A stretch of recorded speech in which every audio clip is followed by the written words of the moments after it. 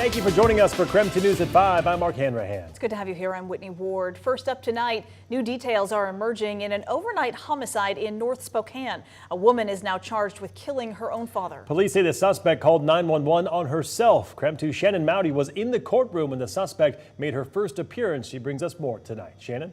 Court documents say 31-year-old Alyssa Bradburn not only called 911 to report she had shot her dad, she also outlined her whole plan in writing. It began with an early morning phone call and a pre-dawn response from first responders. What I woke up to was hearing the sirens and then the lights, and then as I got out of bed, I saw a fire truck with all the lights on pull down. Tanya Mitchell has lived on North Cochran Street 25 years and says she thought the emergency response was for an ill neighbor. She later learned a man was shot in the house across the street. You were arrested for one count, murder in the first degree, involving your father, Mr. Timothy Bradburn. Do you understand why you're in custody this afternoon? Yes, I do. Now Timothy Bradburn's daughter, Alyssa, is charged with his murder. Investigators say she called 911 around 1 a.m. to report she'd shot him at least twice as he walked into the home from a stay in Hawaii. Court records show Bradburn told police, quote, "My journal has my confession and everything in it." She said she'd planned the murder for 3 weeks, even going to a gun range to learn how to open the cartridge. He does note that Ms. Bradburn indicated that she had been planning this for quite some time and she had taken affirmative steps in order to carry this homicide out. She told investigators she put her dogs in a back room so the gunshot wouldn't harm them and wore earplugs. Mitchell says she didn't hear any shots Tuesday morning. I'm a little shocked. With the way life is going, it kind of not, but at the same time to be so close on my block. Court records detail why Bradburn says she did it, telling investigators her father beat her and beat their dogs. Investigators say she said she was okay going to jail. Quote, "It's the result. I killed someone, so you go to jail for that. He wasn't trying to kill me at the time."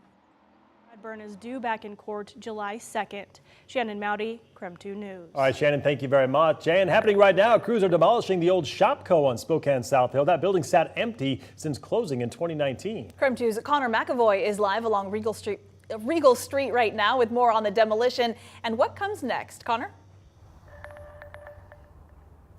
Yep, thank you. As you can see behind me, the crews are just about wrapping up as of right now. You can see some of the debris behind me as today is the start of the demolition of the Shopco. It's been around for decades. Now, when it comes to the Shopco, the business has been closed for years, and within the past couple of months, Home Depot announced its plan to have a new store here on the South Hill with the plan of demolishing it. We managed to speak to one resident of the South Hill who works in the area on her reaction to the start of the building being torn down. We've been hoping for this to get torn down and turned into something just to keep less than savory characters out of our property or out of our area. And now it's finally being done. Now, as I've said, the building has been around for decades, but Escalante is one resident in the area that is excited to see the change in scenery and a potential increase in safety because of it. Reporting live, I'm Connor McAvoy, KREM 2 News.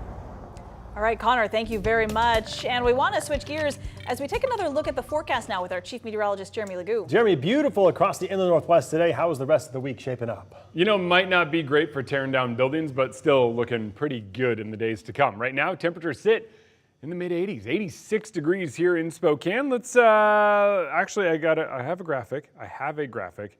Nope, turns out I don't. Oh wait, no, let's keep standing by. All right, no, let's not.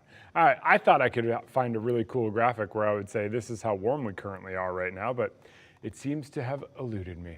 When it comes to our overall weather pattern, it is all about the sunshine. Things are clear and hot today. Nothing but sunshine across the region, but as you zoom out, you can see our next disturbance. That's a cold front sitting off the coast. That cold front is set to make its way toward us. So as this moves in, we are going to see cloud cover, showers, thunderstorms, and a drop in temperatures. That all starts tomorrow with the prefrontal activity. We're going to see some clouds as we start the day, not mostly cloudy, but instead I would say a mix of clouds and sun. Middle of the day tomorrow offers our best chance of moisture here in eastern Washington and North Idaho. Overall, it looks to be scattered showers and an isolated rumble of thunder. Tomorrow evening, we might get a little more activity in northeast Washington, and then it moves out. Thursday looks like a better chance of storms as temperatures fall to near 70 degrees, so it's a far cry from where we are today. Friday, we turn the corner and start warming back up just in time for the weekend. Okay, Jeremy, thank you.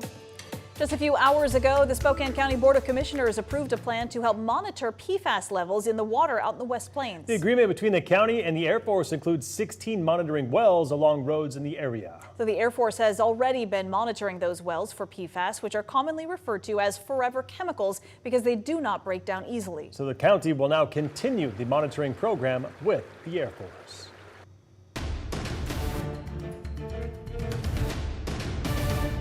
The Republican Party of this state, the chairman, have gone out of their way to ensure that they're taking a side. And they released a document that was a violation of my privacy. It was a document that was stolen, and they perpetuated in the slander and the vilification of my person, my military history, which has caused great harm to myself and my family. A candidate for Washington governor defending his military record against accusations of fraud. The state's Republican Party investigated the claims that were surrounding candidate Semi Bird, and the report raised some concerns. Drew Mickelson with our Seattle sister station spoke to Bird about the investigation today. We will make America great again in November. This spring, the state's Republican Party endorsed Semi Bird for governor. He's a former Richland School Board member and served in the U.S. Marine Corps and the U.S. Army. Last month, veterans spoke to radio talk show host Jason Rantz about a reprimand letter Bird received in 2009 over allegations he wore medals he did not earn and regarding an application he filed to join a Special Operation Corps. The state's Republican Party looked into those claims, and party chair Jim Walsh said, quote, "The 2009 reprimand memo in which General Hector Pagan stated in part that Bird wore awards and badges that you had not earned has generated great concern. In his written response to that memo, Bird himself acknowledged, quote, "My actions constitute nothing less than a fraud against the United States Army." Did you ever wear medals or awards that you did not earn?